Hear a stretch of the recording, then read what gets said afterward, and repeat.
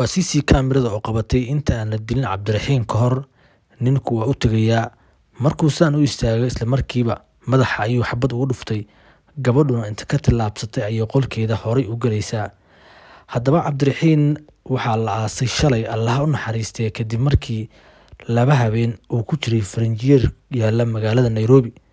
Haddaba waxaa la ogaaday sababta dilka wiilkaasi, cidda dishay iyo sida loo dilay. Booliskuna weli waxay ku daba joogaan inay soo qabtaan eedeysanaha loo haysto kiiska dilka ah ee ninkan iyo sidoo kale gabadhii shirqoosho oo gacanta lagu hayo. Haddaba gabadhaasi maxay ahayd, maxay isku haysteen, maxaa ka dhaxeeyay, sidee ayayse u shirqooshay? Waxaan rabaa muuqaalkan inaan kugu faahfaahiyo xogta oo dhammaystiran. Haddaba inta aan kula wadaagin waxaan kaa codsanayaa inaad muuqaalkan share garayso, saaxiibadaana la wadaagto, like-na la dhacdo. Sidoo kale haddii aad nagu cusub tahana subscribe soo dhahdo una duceyso marxuumka Allah u naxariistee. Cabdiraxiin waxaa la dilay 2 habeen ilaa 3 habeen ka hor, waxaana lagu dilay magaalada Nairobi. Dilkiisa waxa uu ka dhacay xaafadda Islii, gaar ahaan dabaqa DD Plaza. Isagu guri ahaan ama deegaan ahaan waxa uu deganaa California meel la yiraahdo oo aan sidaa uga fogeyn halka isaga lagu dilay. Haddaba waxaa ka sheekeeyay wiil ay daris ahaayeen ama ay isku apartment ahaayeen, sidoo kalena furihiisa gacanta ku hayay oo ay saaxiib ahaayeen, oo habeenkaas markii uu soo tagay u sheegay meesha uu socdo iyo sababaha uu u socdo. Waxa uu u sheegay in gabar ay saaxiibo yihiin oo bilahanba ka codsanaysa inuu guursado, 2 bil ku haysay guurso, balse isagu uu ka diiday. Ay habeenkaas soo wacday iyadoo u soo dirtay wax ka badan 30 fariin. Sidoo kalena habeenkaasi ugu dambeeyay ku tiri warniyow miyaanan kulmayn, ma ii imaad arrinkeena wada hadal ku dhammayne. Gabadhaas waxaa la sheegay inay ka shaqeynaysay mid ka mid ah maqaayadaha ku yaalla magaalada Nairobi, gaar ahaan xaafadda Islii, oo uu ka dhaxeeyay xiriir jacayl. Haddaba sababta dilkaba aan gadaal u dhiganay, waxaa la sheegay in markaasi Cabdiraxiin uu gabadha u tagay muddo saacadahan ay wada qaateen. Xilliga uu xaafadda ka soo tagana ay ahayd qiyaas ahaan 2 saac oo habeenimo ilaa iyo 8 habeenimo. Laakiin sida uu sheegay saaxiibkiis, waxa uu sheegay markii la gaaray adigu 4 saac ilaa iyo 11 habeenimo inuu ku bilaabo taleefan ilaa 6 saacna uu wacayay, balse wax jawaab ah ama wax u jawaaba uusan helin. Weliba taleefanka wuxuu aad ugu badiyay 6 saac iyo bar. Waa xilligii la dilay Cabdiraxiin Allah u naxariistee. Waxa uu sheegay markii uu ka daalay kadib xilli 8 saac oo habeenimo ah ama sakhdi dhexe ee habeenkii in loo sheegay ninkaasi in la dilay oo uu ku geeriyooday DD Plaza hoostiisa. Haddaba DD Plaza hoosteeda maxaa ka dhacay? Cabdiraxiin oo taagan iyo gabadha oo taagan ayaa gabadha dhabarkeeda waxaa ka yimid nin ku hubeysan bistoolad oo ka soo tagay mooto laamiga dhigtay.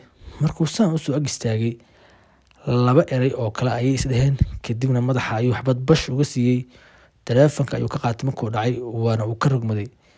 Gabadhuna sidaa intuu fiirisay iyadoo xitaa aan nixin, ninkuna uusan la hadlin ayada, ayay baxday qolka gurigeeda ayay hore ka gashay ilaa ninku irdeeda ayuu taagnaa.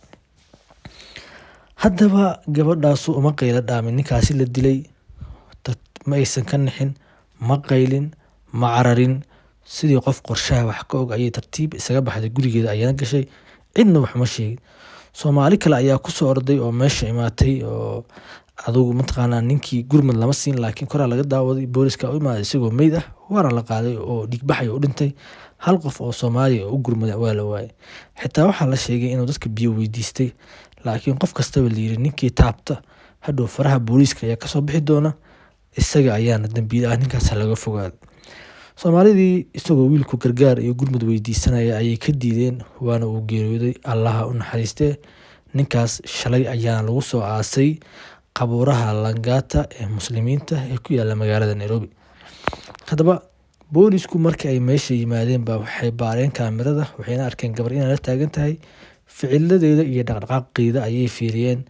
Markiiba guriga ayaa loogu tagay, gacanta ayaana lagu soo dhigay. Boolisku waxay dabagal ku sameeyeen ama tracking ku sameeyeen taleefanka wiilka, laakiin Yakanyole miyaa la yiraahdaa, meelahaas markuu marayo taleefankii waa la damiyay. Halkaas ayaana ugu dambeysay wax tixraac. laakiin tixraac looma baahna marba haddii la hayo gabadha, inta kalena waa la helayaa. Haddaba gabadha markii la qabtay iyadu waxay isku dayday inay inkarto, laakiin maalin kadib waxay qiratay in kiiskan iyadu ay ku lug leedahay, ninkaasna ay wacatay maadaama nambaradeedii iyo xiriirka ninka wax dili lahay. Sidoo kalena ay sheegtay in ninkan uu rabay in gabar kale uu guursado, iyadana guurkeeda uu diiday, sidaana ay u dishay. Laakiin warkaasi war ayaa kasoo noqday, booliskuna intaa kuma qancin, welina baaris xooggan ayaa ku socota.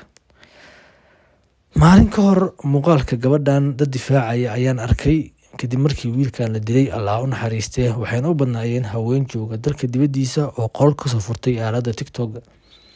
Waxa ay ku difaacayeen gabadha waxay ahayd in wiilku uu gabadha ka hayay muuqaalo, si ay sharafkeeda u difaacatana ay soo wadatay nin madow ah, sidaana uu wiilka u dilay. Laakiin qayb kale ayaa qabta in ninkan dilka geystay ay gabadhan kaliya aysan soo adeegsan, balse gabadhan ay ahayd shabaqa ninkan loo dhigay, laakiin ay jiraan dad Soomaaliyeed oo ka dambeeya dilka wiilkan dhalinyarada ah.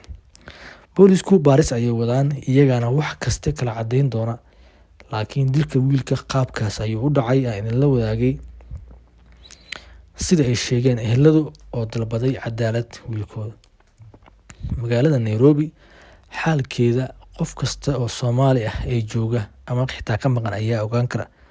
Xalay waxaa la baahiyay muuqaalka Rayaan Bajaaj, gabar la yiraahdo oo caan ah, oo aan muuqaaladeeda idinla wadaagnay oo YouTube-keena aad ka heli kartid. Xalay in la soo bandhigay iyadoo la jadilayo oo la garaacayo, kadibna markii la wareystay ay sheegtay inay isbitaal ku jirto, 4 meelna toorey laga geliyay, 2 beerka ah iyo 2 garbaha ah.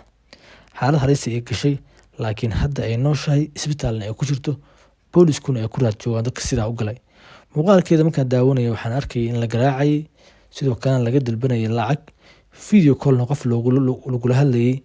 Sidoo kale dhalinyarada wax garaacaysa qayb ka mid ah ay Soomaali ahaayeen, qofka laakiin soo adeegsada video kula hadlayna oo Soomaali ahaa, gabarna ay ahayd. Abaayo lacagta waa ku siinaa, ayay ku haysay lacag waa ku siinaa, ilaahay ka baq, waa qalanahay, haydilin ilaahay dartiis, waxyaaba noocaas. Gabadhaas koox gaangis ayaa loo soo adeegsaday, waana la dilay. Waxaa la isku hayaa gabar horay ay iyaduba sidoo kale u dhibaateysay ayaa dishay, oo maxkamada ka dhaxaysay oo hadda dalka dibaddiisa jirta, iyo waxyaaba noocaas. Waxay ahaataba Nairobi xaaladeeda cid ay ka qarsoon tahay haba yaraatee ma laha. Marka laga soo tago kuwa warbaahinta ah ee rabaan inay dadaan Kenya waxyaabaha ka socda, anagoo dowladda Kenya oo shacab Soomaaliyeed haysa waxba ka sheegayn, haddana xaalka Nairobi faraha ka baxay. Axmed Rashiid ayayna Nairobi u baahan tahay, gaar ahaan xaafadda Islii ee Soomaalidu ku badan tahay. Allah subxaanahu wa tacaala waxaan ka baryaynaa in dadkeena Soomaaliyeed ee magaaladaas jooga uu badbaadiyo, meel walba aan joogno annagana nagu xafido. Waa maasantii muuqaalkan hala share gareeyo, like-ta lala dhaco. Waa kaasa Haashim warar badan ayaa kasoo kordhay, muuqaaladeena xiga ayaan idinkula wadaagi doonaa. Waa maasantii.